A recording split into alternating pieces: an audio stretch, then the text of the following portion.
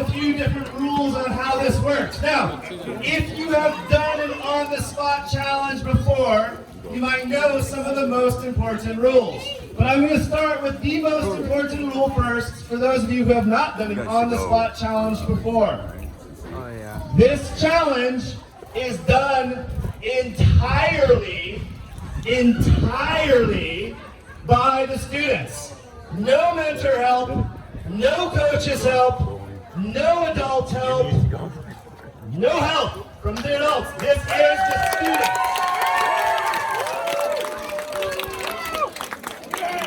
Now, just to overemphasize that, our judges have seen amazing things for many of your teams today. They believe that we have amazing teams here, and they're going to be watching that those same amazing teams that said those amazing things, that they could do those amazing things, that they can actually do those amazing things. Do not be the mentor or the adult who messes it up for your hardworking students by getting in the way of letting them do the thing. All right? So, that's the main thing. On the spot challenge, we, the mentors and adults, do not help. All right, so we'll have some additional things about, some of the mentors are like, oh, come on, I kind of want to try it. We've probably got a little mentor off that we'll have a little bit of an exhibition kind of thing at the end, so I'll talk about that at the end. But in the meantime, let's start with the rules of this game. So, I'm going to also give a shout out to Paul Cass, who put this together for us. So, he's not here today. He's at the other Spring Showdown. So let's give him a hand, because it's a big deal to put together a game. All right, so this is called Toppling Towers. And the storyline is... All has quieted down in Robotics Park. The Dinobots have moved to their side of the island, and now it's time to move on yourself. But before that can be done, you must activate the towers to make sure the Dinobots stay on their side of the island. Your mission, starting from your left.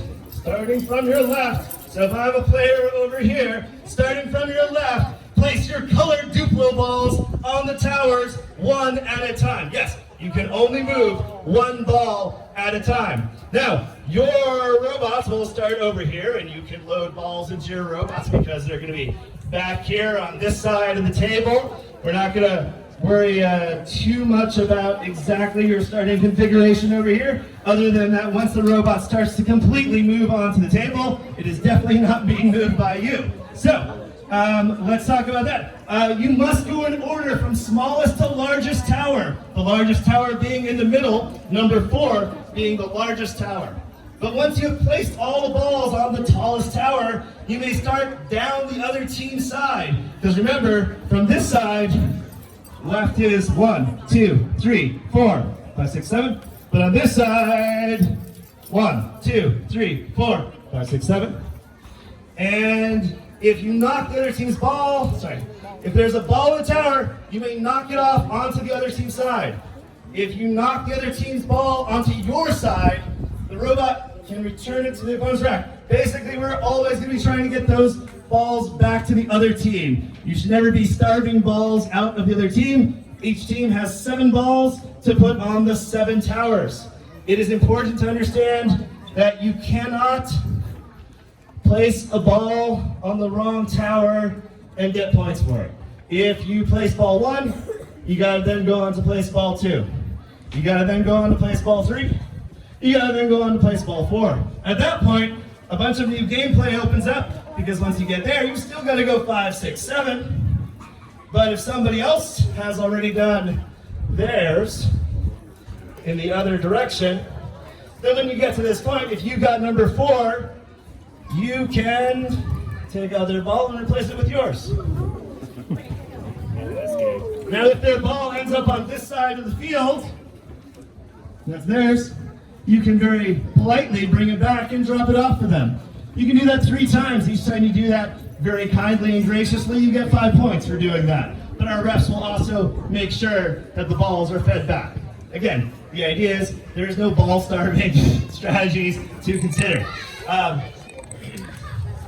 You also cannot start messing with these other opponent balls until you've got that number 4. So you can't start moving into their space. You can't start knocking over their stuff. If you got this and you knock theirs down, you're going to take a 2-point penalty. In other words, they're going to get 2 points. There's going to be a 2-point penalty, and also it will be corrected. So you can't start messing with the other team's balls until you get to Tower 4. At that point, you can do what you need to do, but you still got to do it in order.